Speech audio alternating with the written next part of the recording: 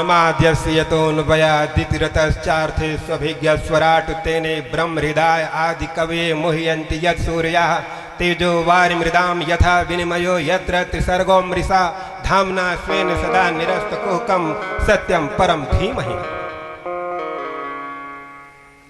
ये श्लोक नीचे से उठता है, जन्माद्यस्य से नहीं उठता है। ये श्लोक वेदांत दर्शन ब्रह्म सूत्र का पहला सूत्र क्या है हे भक्तजनों?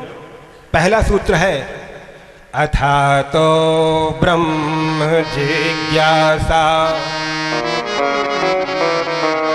और दूसरा सूत्र जन्माद्यस्य यतः सत्यं परम धीमहि। व्यास भगवान ने वेदांत दर्शन ब्रह्म सूत्र के प्रथम सूत्र से इसका प्रारंभ श्री गणेश क्यों नहीं किया? चाहते तो अथातो ब्रह्म जिज्ञासा यहां से शुरू करते, लेकिन नहीं। जिसको पूर्वगत इस बात की जिज्ञासा उत्कंठा जागृत हो चुकी है कि ब्रह्म क्या है, अर्थात इस सोपान पर चढ़ चुके हैं या पार हो चुके हैं, उनके लिए है जन्माद्यस्य यतः सत्यं परम धीमहि।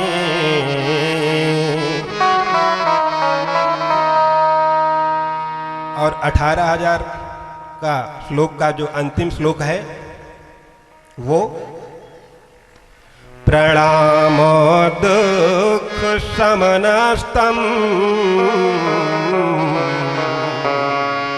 हरिं परम। अंतिम शब्द है परम, और यहाँ प्रथम श्लोक में भी शब्द है परम, सत्यम परम धीमहि। यहाँ पर एब्सोल्यूट सुपरने से सुप्रीम क्या है उसके बारे में श्री व्यास जी बता रहे हैं। सुप्रीम क्या है, सर्वशक्तिमान क्या है, इसीलिए परम शब्द प्रयोग किया गया है। और एक शब्द है धीमहि, ध्यान। What is the difference between ध्यान एंड प्रार्थना? ध्यान क्या है, प्रार्थना क्या है? हम सभी लोग प्रार्थना करते हैं अपने पूजा गृह में। हे भक्तजनों, सूत जी महाराज शौनक आदि ऋषियों को नैमिषारण्य क्षेत्र में उपस्थित 88,000 ऋषियों के सामने बता रहे हैं कि जब श्री नारायण को हम अपनी सुनाते हैं तो दैट इज कॉल्ड प्रार्थना, वो प्रार्थना कही जाती है। जब श्री नारायण को हम अपनी सुनाते हैं तो वो प्रार्थना है, और जब हम श्री नारायण की सुनते हैं तो वो ध्यान है। क्योंकि ध्यान में हम कुछ कहते नहीं हैं, वो कहते हैं, वो किए हैं, वो कर चुके हैं, हम उसका ध्यान करते हैं। और प्रार्थना में हम अपनी फरियाद रखते हैं, अपनी दरख्वास्त करते हैं, सुख और दुख की तमन्ना रखते हैं। प्रार्थना में अक्सर यही होता है, गुणगान करते हैं और कहते हैं कि हम इतना गुणगान कर रहे हैं, अब तो हमको कुछ दो ना, मांगते हैं। सुख दुख की अभिलाषा रहती है। लेकिन ध्यान में एक वैरागी ही, विगत रागा ही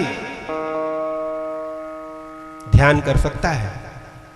नहीं तो ध्यान करने के लिए बैठे और बीच बीच में बोलते हैं खरिहानम जा, हिया का बैठा है, बगियाम जा आम गिर का है, सुअर खाए डाबत यहाँ हिया बैठा है। ऐसे ध्यान से क्या फायदा है? सत्यम परम धीमहि, उस परम सत्य का हम ध्यान करते हैं। परम सत्य क्या है? सत्यम ज्ञानमानंदम ब्रह्म, कठोपनिषद। सत्यम ज्ञानम आनंदम ब्रह्म, सत्यम विज्ञानमानंद ब्रह्म।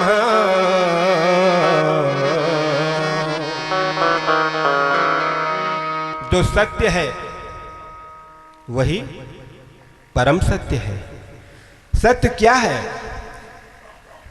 जो त्रिकाल में अबाधित हो, एक रस हो, निर्विकार हो, निर्विशेष हो, वो सत्य है। सत्य काल और परिस्थिति पर निर्भर नहीं करता है। स्थिति परिस्थिति उसमें परिवर्तन नहीं कर सकती है। दैट इज कॉल्ड सत्य। और सत्य केवल ब्रह्म है। ब्रह्म सत्यम जगन मिथ्या, सत्यव्रतम सत्य परम त्रिसत्यम, सत्यस्य योनिम निहितिम च सत्ये, सत्यस्य सत्यमृत सत्य नेत्रम, सत्यात्मकम त्वाम शरणम प्रपन्ना। सत्य केवल भगवान है। इसके अलावा जो कुछ भी हमको दिख रहा है या दिखाया जा रहा है वो माया के प्रभाव से हम लोगों को दिख रहा है और दिखाया जा रहा है। केवल सत्य श्री राम है, सत्य केवल श्री कृष्ण है, सत्य केवल श्री नारायण है। वो परम सत्य ही सत्य है, बाकी सब असत्य है। और वो जो परम सत्य श्री कृष्ण है, जन्माद्यस्य यतोऽन्वयादितिरतश्चारथे स्वभिज्ञः स्वराट्। जितने ब्रह्मांड हम जानते हैं उनकी उत्पत्ति, उनका पालन और उनका संहार वो परम शक्तिमान परम सत्य जो है वही करते हैं। जन्माद्यस्य यतः स्वभिज्ञः स्वराट्। वो जो परम सत्य है कौन है? अनंत कोटि ब्रह्मांड नायक राजाधिराज योगिराज परब्रह्म। जो अनंत कोटि ब्रह्मांड जिसके इशारे पर बनता है, उस ब्रह्मांड में कौन सी घटना घट रही है, कब घट रही है, कैसे घट रही है, इन सारी चीजों की जानकारी वो परम सत्य रखता है। स्वराट। वो परम स्वतंत्र हैं, असमौर्ध हैं। वो उनके समतुल्य, उनके समकक्ष कोई दूसरा नहीं है। वो केवल एक है। वो स्वराट हैं, अभिज्ञ हैं, सब कुछ जानते हैं। वो अंतर्यामी भी हैं, वो बहिर्यामी भी हैं। जो अंदर घट रहा है वो भी जान जाते हैं। कभी कभी तो ऐसा होता है कि हमारे अंदर क्या घट रहा है हम जान रहे हैं, फिर भी बताते हैं कि हम ऐसा सोच नहीं रहे हैं। लेकिन वो अंतर्यामी प्रभु ये जान जाते हैं कि ए बंदे तुम क्या सोच रहे हो, तुम्हारी तमन्ना क्या है, तुम्हारी आरज़ू क्या है, तुम्हारी ख्वाहिश क्या है, तुम्हारी दरखास्त क्या है, तुम्हारी उत्कंठा क्या है, तुम्हारी अभिलाषा क्या है, तुम्हारी इच्छा क्या है। वो सब जानते हैं, सर्वज्ञ हैं और स्वराट हैं वो। और तेने ब्रह्म हृदय आदि कवये। आदि कवये का आदि ब्रह्मा जी को। तेने ब्रह्म हृदय आदि कवये। यहां पर ब्रह्म का अर्थ है वेद। जिन्होंने वो स्वराट, वो असमौर्ध, वो परम सत्य, वो श्री कृष्ण, जिन्होंने श्री ब्रह्मा जी को वेद का ज्ञान दिया। तेने ब्रह्म हृदय आदि कवये मुह्यन्ति यत् सूरयः। और इस ब्रह्मांड में माया का इतना प्रकोप है कि बड़े बड़े सूरवीर, बड़े बड़े ज्ञानी, बड़े बड़े प्रज्ञानी, बड़े बड़े सिद्ध, बड़े बड़े प्रबुद्ध, बड़े बड़े बुद्ध, सिद्ध, साधक, संत, ये सब भ्रमित हो जाते हैं। कैसे? तेजो वारि मृदाम यथा विनिमयो यत्र त्रिसर्गो। ऐसे भ्रमित होते हैं जैसे जल में स्थल दिखे और स्थल में जल दिखे। लेकिन वो स्वराट प्रभु, वो परम सत्य प्रभु प्रकृति की 3 गुणों से ही परिष्कृत हुई ब्रह्मांड की जो भी घटनाएं घटती हैं वो वास्तव में वास्तविक होती नहीं हैं, वो अवास्तविक होती हैं, उसमें रियलिटी नहीं है। लेकिन माया के प्रकोप से, माया के प्रभाव से हम सब लोगों को ऐसे दिखता है कि जो है वो नहीं है और जो नहीं है वो है। इतना प्रभाव होने के बाद भी धामना स्वयं सदा निरस्त कुहकम, वो सत्यनारायण प्रभु के ऊपर इस माया का तनिक भी प्रभाव नहीं है।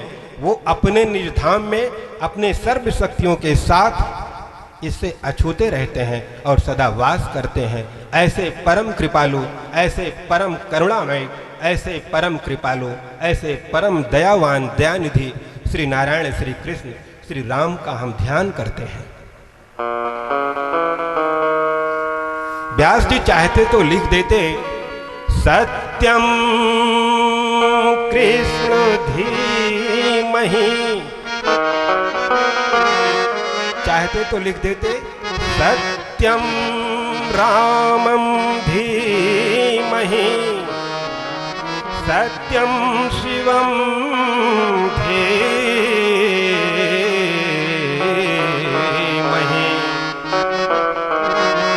विशेष भगवान का नाम नहीं लिया, अर्थात जिनको ये विश्वास है कि भगवान सत्य हैं, उनके लिए श्रीमद् भागवत महापुराण का दरवाजा खुला हुआ है। वो किसी भी धर्म के अनुयायी हों, वो सब श्रीमद् भागवत महापुराण का आश्रय ले सकते हैं। इसीलिए कहा गया है सत्यम परम धीमहि, हर धर्म सत्य को माना है। सत श्री अकाल सत्यम शिवम सुंदरम, या देवी सर्वभूतेषु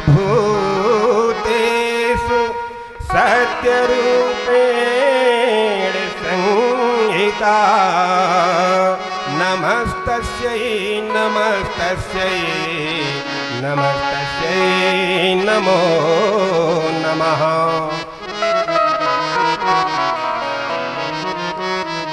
धर्मो न दूजा सत्य समाना, धर्म न दूजा सत्य समाना, आगम निगम पुराण बखाना। सब सत्य को मानते हैं। श्रीमद् भागवत महापुराण कथा यज्ञ कराने की इच्छा जागृत हुई है, आप इसको पूर्ण करें। उसी वक्त उसी समय बिना विलंब किए हुए वो सत्यनारायण प्रभु आपके हृदय में आकर के बंदी बन जाते हैं। इतना प्रभावशाली है श्रीमद् भागवत महापुराण।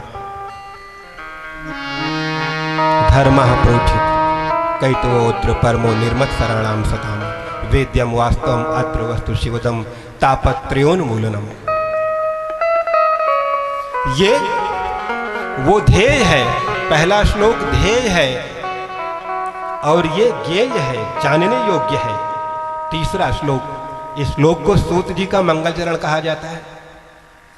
निगम कल्प तरोर गलितम फलम, सुख मुखादमृत द्रव संयुतम, पिबत भागवतम रसमालयम, मुहुरहो रसिका भुवि भावुकाः। नितराम गमयति बोधयति स निगमो वेदः, निगम कल्प तरोर गलितम। ये वेद रूपी वृक्ष से निकला हुआ, समुद्भूत हुआ, पका हुआ एकदम फल है, जिसमें केवल रस है, रस के अतिरिक्त और कुछ भी नहीं है। सुखदेव जी महाराज अर्थात तोते की चोंच से चंचुघात किया हुआ है। प्रमाणित हो जाता है कि यह फल अप्रतिम मीठा है। इसके जैसे मिठाई, इसके जैसा माधुर्य, इसके जैसा लावण्य और किसी में नहीं है। क्यों? श्रीमद्भागवताख्यो अयम साक्षात् कृष्ण एव ही।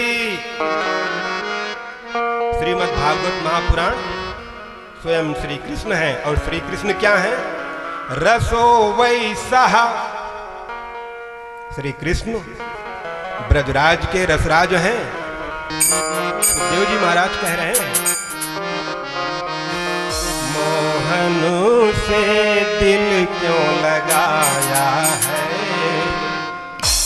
छलिया से दिल क्यों लगाया है, ये मैं जानूं या वो जाने। मोहन से दिल क्यों लगाया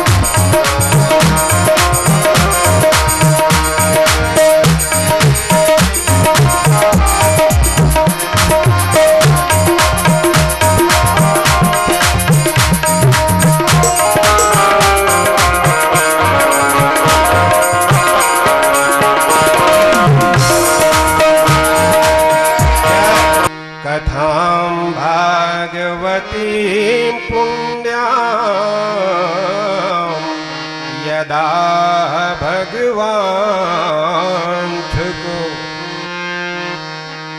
जो सुखदेव जी महाराज ने राजा परीक्षित को जो कथा सुनाई थी, हे सूत जी महाराज आप मुझे वो कथा सुनाए।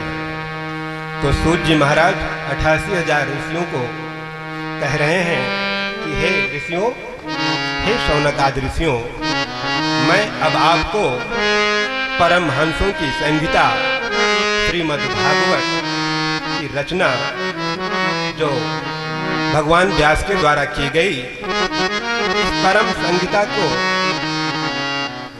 जो श्रवण कर लेता है, पाठ कर लेता है, वो शोक, दुख, मोह आदि से निवृत्त हो जाता है तथा भगवान श्री कृष्ण के अप्रतिम प्रेम को प्राप्त कर लेता है।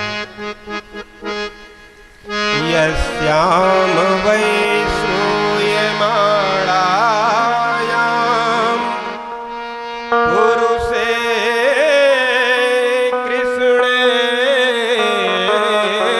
परम भक्तिरुपद्यते पुंसः शोकमोह भयापहा।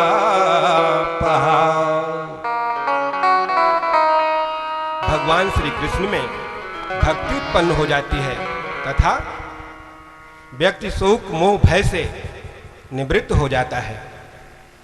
शोक ये भूतकाल का विषय होता है और मोह वर्तमान में प्राप्त की गई चीजों से होता है, और भय कहीं सटक न जाए, कहीं छूट न जाए, कहीं हमसे अलग न हो जाए, इस चीज का भय रहता है।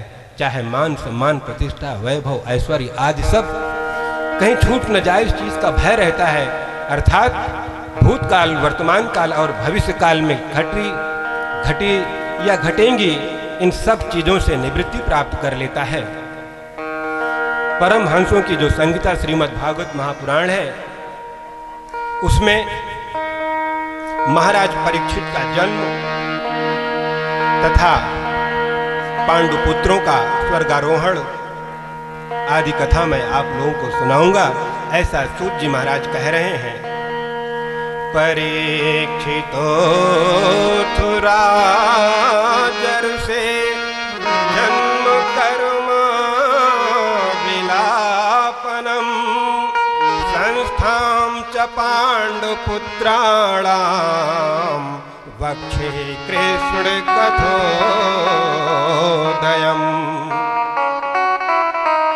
बता रहे हैं कि हे ऋषियों, भगवान श्री कृष्ण की दिव्यादि दिव्य लीला शुरू होती है जब महाभारत अपने अंतिम पड़ाव पर आता है।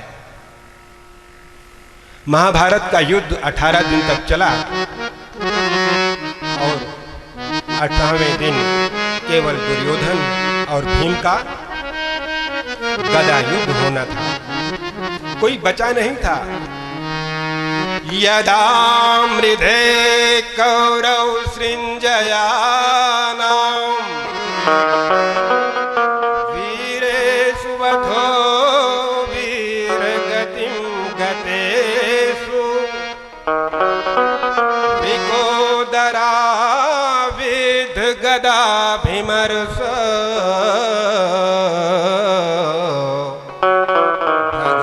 भगनोरुदण्डे धृतराष्ट्रपुत्रे।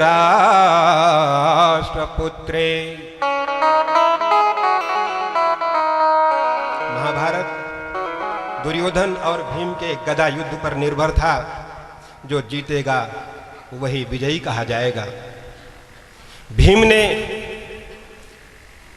उस समय प्रतिज्ञा की थी जिस समय द्रौपदी का चीरहरण हो रहा था, और दुर्योधन द्रौपदी का पांडवों का अपमान करते हुए कहा था कि इस पांचाली को मेरी जंघा पर बिठाओ दुशासन। तब भीम ने प्रतिज्ञा की कि तेरी इस जंघा को तोड़ दूंगा। जबकि गदा युद्ध में यह धर्म है कि कमर के नीचे प्रहार नहीं किया जाता, लेकिन क्षत्रिय ने वचन दिया था, प्रतिज्ञा की थी। और साथ में कौन है? श्री कृष्ण हैं, जो हर जगह से कमर कमाल करके टेढ़ी, कर कमलों में मुरली टेढ़ी, पीतांबर फर फर लहराता, कमर कमाल करके टेढ़ी, चालें टेढ़ी, एड़ी टेढ़ी, सब टेढ़ा ही है। भयंकर गदा युद्ध हो रहा है। दुर्योधन और भीम के दरमियान। उसी समय द्वारिकाधीश श्री कृष्ण भीम को इशारा करते हैं, कहाँ गई तेरी प्रतिज्ञा। भीम ने मौका पाया और भयंकर प्रहार कर दिया। टूट गई जंघा और हताहत होकर के जमीन पे गिर पड़ा। कमर के नीचे किसी काम का नहीं रह गया दुर्योधन, और कमर के ऊपर सब कुछ बचा था। उठ के खड़ा नहीं हो सकता था, चल नहीं सकता था, धराशायी हो गया। प्राण हत होकर के युद्ध भूमि पर पड़ा है, करा रहा है। चील, गिद्ध, अधमरे जानवरों को, अधमरे जीवों को देख करके बहुत प्रसन्न होते हैं कि एकदम ताजा ताजा खाऊंगा। वो तड़प रहा था, गीध, कौवे, चील उसको नोच नोच के खा रहे थे। उसी समय उसका मित्र द्रोणाचार्य का पुत्र अश्वत्थामा आता है और कहता है, हे मेरे दोस्त, मेरे मित्र, मेरे परम मित्र राजकुमार दुर्योधन, मैंने आपका ऐश्वर्य, आपका वर्चस्व देखा है। ऐसी दीनहीन स्थिति मुझसे देखी नहीं जा रही है। मैं आपके लिए क्या करूं कि आपकी तड़पन बंद हो जाए, आपका दुख समाप्त हो जाए। दुर्योधन ने कहा, ब्राह्मण अश्वत्थामा, क्षत्रिय हूं, दुख दर्द की परवाह नहीं करता हूं। परवाह, संकट ये क्षत्रियों के लिए नहीं है। बाहुवीर्यं बलम राज्ञो ब्राह्मणो ब्रह्मविदां बलि। क्षत्रियों के भुजाओं में ताकत होनी चाहिए। क्यों? वेद क्या कह रहा है?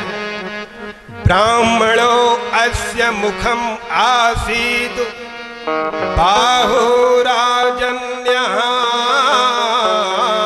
कृतः। हे मेरे भक्तजनों, शरीर में सभी अंग हैं,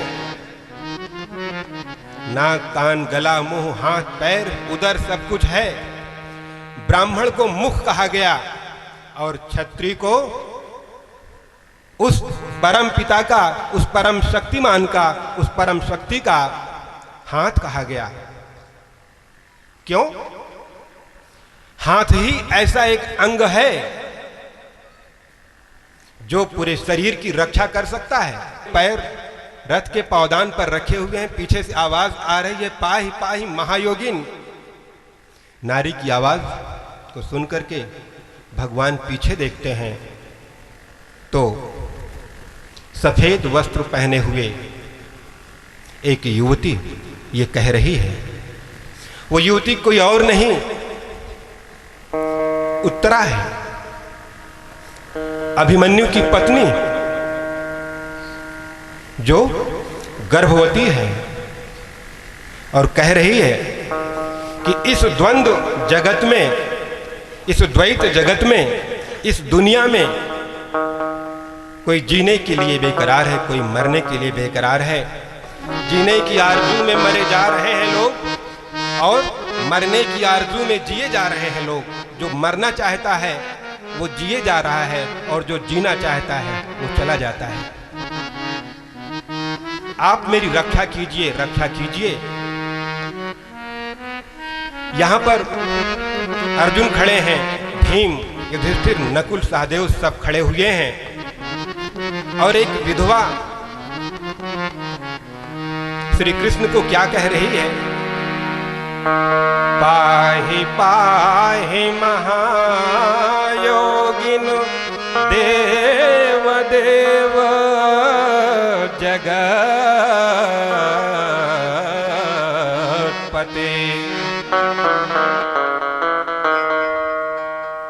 अभी 20-22 दिन ही हुआ है पति को मरे हुए, अभिमन्यु को मरे हुए, वीर गति को प्राप्त किए हुए, और उसकी पत्नी कह रही है श्री कृष्ण को कि हे जगत के पति।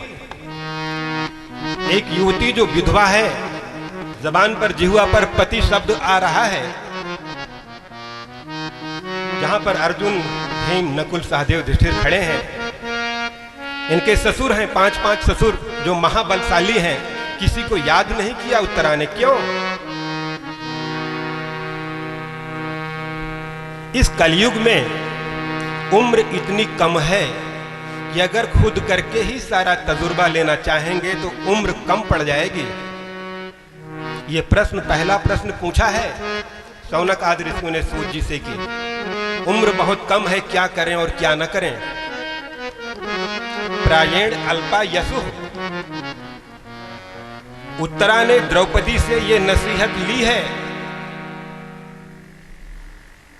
कि जब चीरहरण हो रहा था, पांचों पतियों को पुकारा, यही जो खड़े हैं इनको पुकारा था, ये लाचार थे। सब वहां पर सभा में बैठे थे, भीष्म पितामह बैठे थे, द्रोणाचार्य, कृपाचार्य, धाम में सब बैठे थे, कुछ नहीं कर पाए।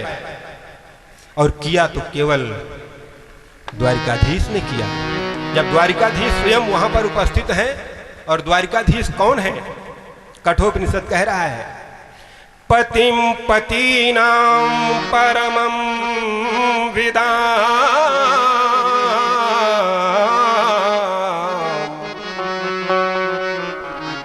परम पति, परम सत्य, पतिम पतीनां परमं परस्ताद विदाम देवम भुवनेश मीड्यम। पुत्रवती युवती जग सोई, रघुपति भगत जास सुत होई। कुलम पवित्रम जननी कृतार्था, वसुंधरा भाग्यवती च पुण्या, भाग्यवती च धन्या। नृत्यन्ति स्वर्गे पितरस्य तेषाम, एषाम कुले भागवता युधाना। स्कंद पुराण का हमारे गुरुदेव प्रभु ने बताया है कि यह स्कंद पुराण का माहेश्वर खंड का यह श्लोक है। किसी मां के कोख से एक वैष्णव उत्पन्न हो जाए, कुल माता, धरती, स्वर्ग में उपस्थित पितर सब धन्य हो जाते हैं, खुशी से नाचने लगते हैं। तो एक वैष्णव का जन्म दे रही हैं और बोल रही हैं कि आप ब्रह्मास्त्र की जो मर्यादा है उसका भी पालन हो जाएगा, आप मुझे उस ब्रह्मास्त्र से मरवा दीजिए और इस गर्भ को सुरक्षित रखिए। लीला पुरुषोत्तम भगवान श्री कृष्ण गर्भ में प्रवेश कर गए और रक्षा किए गर्भ की। तभी सब बहुत प्रसन्न हुए पांडव। वहां पर कुंती भी उपस्थित है। कुंती ये सब देख रही है, एक कोने में खड़ी है और पुनः श्री कृष्ण चलने के लिए तैयार हो रहे हैं। तो कुंती को देख करके भगवान श्री कृष्ण कह रहे हैं कि बुआ जी, रिश्ते में बुआ लगती हैं कुंती जी भगवान श्री कृष्ण की। कह रहे हैं कि बुआ जी इतनी मायूस क्यों हो? अब तो आपका ज्येष्ठ पुत्र चक्रवर्ती सम्राट बन गया, सारी बाधाएं दूर हो गई, अब उदास क्यों हो? अब तो आप राजमाता बन गई हो, अब किस बात की चिंता है? मायूसी का कारण क्या है? द्रौपदी, कुंती, उत्तरा, पांचों पांडवों सब वहां पर उपस्थित हैं। कुंती कह रही हैं, नमस्ते पुरुषम, हे भक्तजनों, नमस्ते पुरुषम त्वाद्यमीश्वरं प्रकृतेः परम, अलक्ष्यं सर्वभूतानां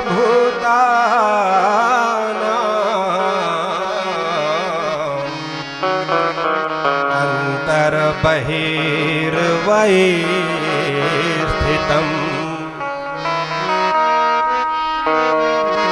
श्री कृष्ण भगवान कहे कि बुआ जी हमको प्रकृते परम ईश्वरम, हमको भगवान कह रहे हैं, ईश्वर कह रहे हैं, बुआ जी क्या हो गया?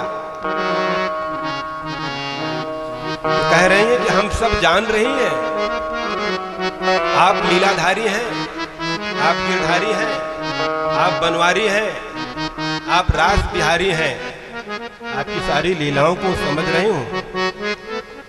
आप स्वयं साक्षात परम पुरुष हैं और ये जीव जिस शरीर में स्थित है, उपस्थित है, इस शरीर का परम लक्ष्य यही है कि श्री नारायण का आश्रय प्राप्त कर ले।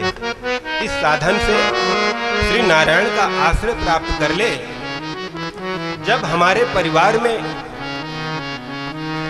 सुख की लहर आई तो आप मुझे छोड़ के जा रहे हो, और जब दुख की लहरें, दुख के बादल सर पर बरस रहे थे, तो हे श्री कृष्ण, इससे पहले कि दुख के बादल हमारे परिवार पर बरस जाएं, आप छतरी बनकर के, छाता बनकर के हमारी रक्षा किए। अगर दुख में ही आप अपना दर्शन देना चाहते हैं तो मैं इस सुख का मैं त्याग करती हूं। हमारे मुख पर सदा श्री कृष्ण का नाम रहे। सभी पांडव, पूरा परिवार बोल पड़ता है। क्या बोल रहा है? रहे मेरे मुख पर सदा तेरा नाम, ओ राधा के श्याम, ओ मीरा के श्याम।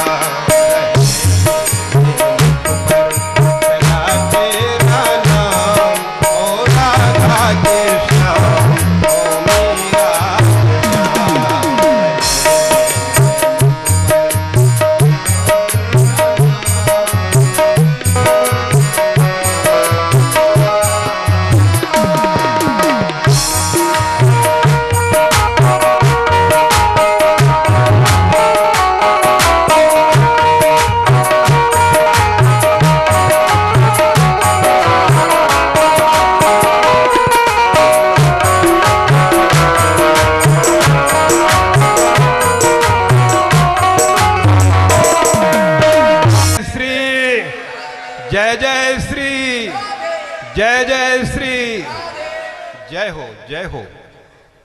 हे भक्तजनों, जब ऐसी सुंदर स्तुति माता कुंती ने किया तो श्री कृष्ण भगवान, कृपा निधान भगवान बोले, बुआ ठीक है, मैं रुक जाता हूँ।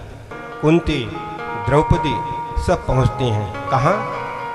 जहाँ पर 52 दिन से लेटे हुए हैं, शरीर के एक एक रोम में जो छिद्र हैं उनमें तीर घुसा हुआ है। अर्जुन के द्वारा चलाया हुआ, अर्जुन के गांडीव से निकला हुआ तीर आर पार हो गया है और भीष्म पितामह कुरुक्षेत्र में लेटे हुए हैं। क्षत्रिय हैं, दुख दर्द की परवाह नहीं करते। मन लागा मेरा यार फकीरी में। हजारों तीर घुसे हुए हैं शरीर में, लेकिन स्मरण कर रहे हैं, याद कर रहे हैं श्री गोविंद का, श्री नारायण का। जीवन का परम लक्ष्य यह है कि श्री नारायण की स्मृति बनी रहे। जन्म लाभा परः पुंसाम अन्ते नारायण स्मृति है।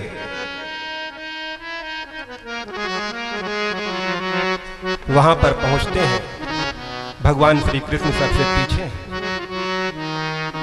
भीष्म पितामह जब देखते हैं कि कुंती अपने 5 पुत्रों के साथ यहाँ पर आई हुई हैं, कुंती से संवाद होता है और कहते हैं कि कुंती, जब मैं सशक्त था तब तुम्हें न्याय नहीं दिला सका, मुझे ग्लानि है। द्रौपदी की ओर भी इशारा किया कि मैं भी देखता रह गया और तुम्हारा चीरहरण करने का प्रयास किया गया। ये सब बातें हुई, तुरंत ध्यान आया।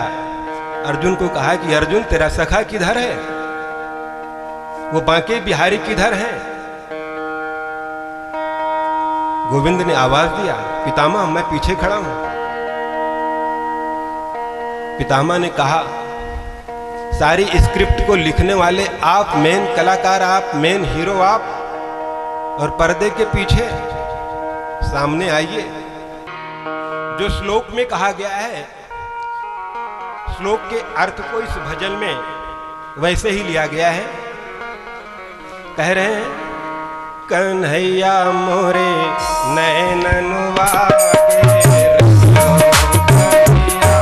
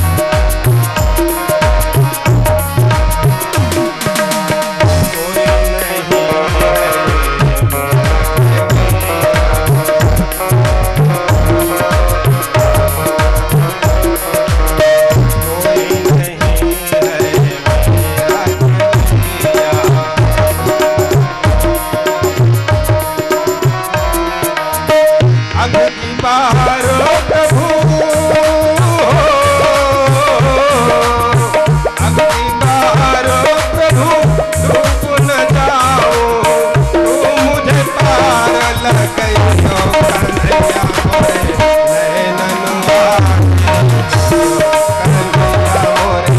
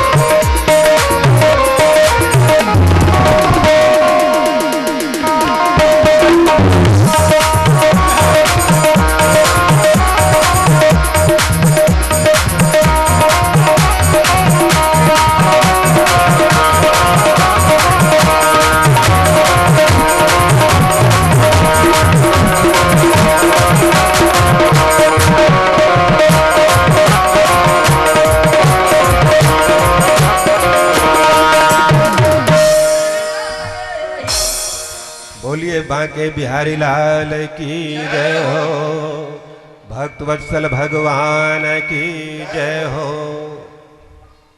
ऐसी स्तुति किया, मन वचन वाणी सब वृत्तियों को भगवान में तल्लीन करते हुए अपने शरीर का त्याग कर देते हैं। भीष्म पितामह जी इच्छा मृत्यु का वरदान प्राप्त था। कथाक्रम को सूत जी महाराज शौनक आदि ऋषियों को बता रहे हैं कि इसके उपरांत अनुकूल ग्रहों के उदय से युक्त समस्त सद्गुणों को विकसित करने वाले मुहूर्त में उत्तरा के गर्भ से पांडवों का वंशधर जन्म लिया। महाराज युधिष्ठिर ने मंगल वचन करवाए, जात कर्म संस्कार करवाए, ब्राह्मण धर्म और कृपाचार्य के द्वारा। दोनों ब्राह्मणों ने बताया कि ये बालक जो आपके कुल में जन्म लिया है, मनुपुत्र इक्ष्वाकु के समान अपनी प्रजा का पालन पोषण करेगा। ये ज्योतिषाचार्य थे कृपाचार्य जी। बालक के जन्म मुहूर्त आज को देख करके भविष्य में उसके साथ क्या होने वाला है, आज सारी चीजों को बताया। भगवान राम के समान ब्राह्मणों की सेवा करेगा, ब्राह्मण भक्त होगा और धनुर्धर में अपने दादा अर्जुन के समतुल्य होगा। गर्भ में इसकी रक्षा स्वयं श्री नारायण विष्णु ने किया है, इसलिए इस बालक का नाम विष्णुरात है। तथा गर्भ में जिन श्री नारायण का दर्शन किया है, गर्भ से बाहर आने के बाद भी श्री राममय सब जग जाने, इस दृष्टिकोण से हर व्यक्ति हर जीव में जलचर थलचर नभचर नाना, इन सब में श्री नारायण के दर्शन की इच्छा से दर्शन करने की एक तमन्ना हमेशा जागती रहेगी। परीक्षा लेते रहेंगे कि क्या ये वही श्री नारायण है, इसलिए इनका नाम परीक्षित भी होगा। परीक्षित जी का जन्म बड़े धूमधाम से मनाया गया और इसके बाद चक्रवर्ती सम्राट महाराज युधिष्ठिर के द्वारा प्रजा का पालन पोषण बड़े अच्छे ढंग से किया गया। बहुत सारा समय बीत गया, तब युधिष्ठिर ने एक दिन अपने लघु भ्राता अर्जुन से कहा कि अर्जुन, बहुत दिन हो गया द्वारिकाधीश की खबर नहीं लगी, हालचाल कुछ लिया नहीं गया, वो नहीं आए, आप ही चले जाओ। अर्जुन वहां जाते हैं तो पता लगा, अर्जुन जब वापस लौट करके आए तो बताया कि भैया महाराज युधिष्ठिर भीम नकुल सहदेव माता कुंती को बता रहे हैं कि हम अनाथ हो गए, भगवान श्री कृष्ण अपने लोक को चले गए, गोलोक को चले गए। जब इस खबर को माता कुंती ने सुना तो शरीर से प्राण निकल गया। बचे हुए पांडवों ने कहा कि जब गोविंद ही नहीं रहे तो अभी संसार अपने किस काम का।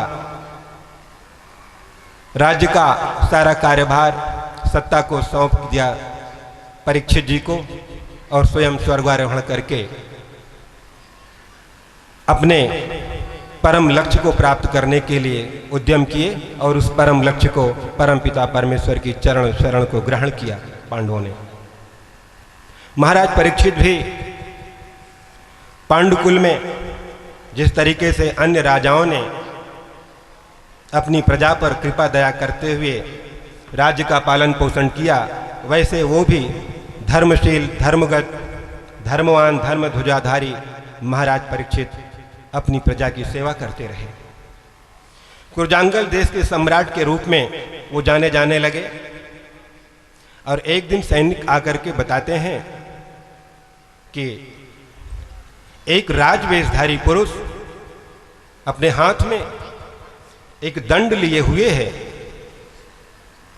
एक बैल और गाय का जोड़ा है, उन दोनों जोड़ों को पीट रहा है। महाराज परीक्षित रथ पर सवार होते हैं, वहां पहुंचते हैं और देखते हैं कि सच में ऐसा घट रहा है। महाराज परीक्षित को पहले से मालूम था कि कलयुग का प्रवेश हो चुका है, कलयुग आ गया है, क्योंकि श्री कृष्ण भगवान चले गए, द्वापर का अंत और कलयुग का प्रारंभ, ये वही सब हो रहा था। उस राजवेशधारी से महाराज परीक्षित कहते हैं कि तुम ये दंड, ये निर्मम दंड क्यों दे रहे हो इस बैल को जो एक पैर पर खड़ा हुआ है? उसके दंड प्रहार से वो बैल कांप रहा था और बगल में खड़ी हुई गाय रो रही थी। महाराज परीक्षित अपने धनुष की प्रत्यंचा को खींचे, बादलों की गड़गड़ाहट की जैसी गंभीर आवाज आई और उस पुरुष को कहा, कौन हो तुम और इतनी बड़ी गुस्ताखी क्यों कर रहे हो? क्या बिगाड़ा है? इस बैल ने और इस गाय ने क्यों पीट रहे हो? कौन हो तुम? अपना परिचय दो, अन्यथा तुम्हारा मस्तक अलग कर दिया जाएगा।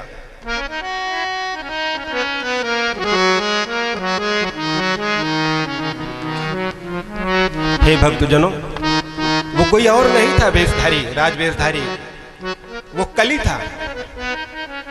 महाराज परीक्षित को प्रणाम किया। उसने कहा, हे महाराज परीक्षित, चक्रवर्ती सम्राट के 14 रत्न होते हैं। गुरुदेव प्रभु ने बताया है, चक्रवर्ती सम्राट किसे कहते हैं? जिसके पास 14 रत्न होते हैं। बताया जाएगा कि 14 रत्न कौन कौन से हैं। तो कली कह रहा है कि हे महाराज चक्रवर्ती सम्राट परीक्षित, मैं कली हूं और ये मेरा काल है, मेरा युग है। मेरा आना श्री नारायण के द्वारा निश्चित किया गया है, लेकिन आप जैसा धर्मज्ञ, आप जैसा धर्मशील, धर्मवान, धर्म ध्वजाधारी कोई अन्य राजा इस भूमंडल पर नहीं है। मैं आपका सम्मान करता हूं, आप मुझे आदेश दें कि मैं कहां रहूं।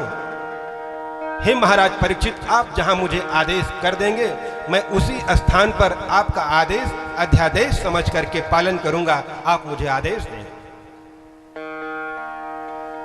महाराज परीक्षित स्थान बता रहे हैं कि कहां कहां तुम रहोगे। द्यूतम पानम स्त्रियः सूना यत्रा धर्मस् चतुर्विधा।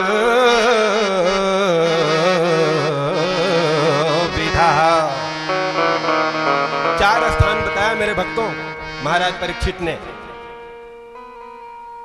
पहला स्थान बताया जहां पर जुआ खेला जाता है, कली तुम वहां रहोगे। और मदिरालय में जहां पर मदिरा पान किया जाता है, तुम वहां रहोगे। वेश्यालय में रहोगे तथा कसाई घर में रहोगे। महाराज परीक्षित अपने मुकुट को उतार के रखते हैं, बुद्धि विवेक जागृत हो जाता है। सोचते हैं कि ओह, आज हमने क्या क्या कर डाला,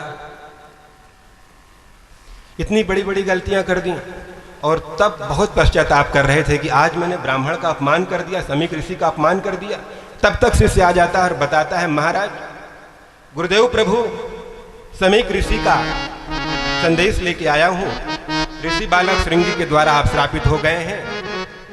आज के 7वें दिन आपको तक्षक नाग काटेगा और आपकी मृत्यु हो जाएगी। हे भक्तजनों, क्षत्रिय हो तो कैसा हो, ब्राह्मण की रक्षा कैसे की जाती है, यह क्षत्रिय धर्म बताता है। भगवान की भुजा हो और उसका आचार विचार कैसा हो। क्षत्रिय सम्राट, क्षत्रिय हृदय कुलभूषण, धर्म धुरंधर महाराज परीक्षित उस शिष्य से कहते हैं जो संदेश लेकर के आया है, उस शिष्य से कहते हैं कि जाकर के महाराज समीक, जाकर के गुरु तुल्य ब्राह्मण ऋषि समीक के चरणों में मेरा दंडवत प्रणाम कहिएगा और उनसे कहिएगा कि उन्होंने, उनके बालक ने, उनके पुत्र ने हम पर इतनी बड़ी कृपा कर दी कि 7 दिन जीने का मौका दे दिया, उसके अंदर इतना बल था, चाहता तो बोल देता इसी क्षण तक्षक काट ले, इसी क्षण ये मरा हुआ सर्प इसको काट ले और मर जाए। वो 7 दिन की मोहलत दे करके हम पर बहुत बड़ी कृपा की है। साधारण कोई क्षत्रिय होता, साधारण कोई राजा होता, आदेश दे देता सैनिकों को कि जाओ और आश्रम का सत्यानाश कर दो, हमारे ही धन संपदा पर आश्रम चलता है, हम ही इसको फंड्स देते हैं, आई एम स्पॉन्सर, और हमको ही श्राप। लेकिन वो धर्मज्ञ राजा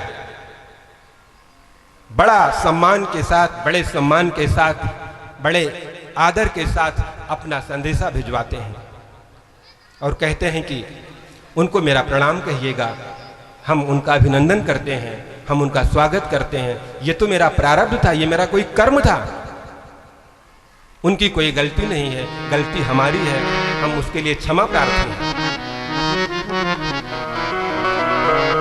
हे भक्तजनों, घबराए नहीं है, ये सीधा उस जीव का, उस जीवात्मा का और श्री नारायण का अपना संबंध होता है। ये रास्ता आपको अपने आप ही तय करना है। सभी ऋषि महात्मा कह रहे हैं कि वो नारायण का घर बहुत दूर है। कैसे है वो घर? बता रहे हैं कि हे राजन, वो नारायण और ये जीवात्मा ये बस केवल 2 हैं, अगर इसमें 3 आ गया तो भीड़ हो जाएगी। ये 2 की बात है और आपस में ही करना है, और वो बहुत दूर है, उस सफर को आपको ही तय करना है। कैसे? चलत डहरिया पीरा जाल पाव रे, जुनियौ से दूर बा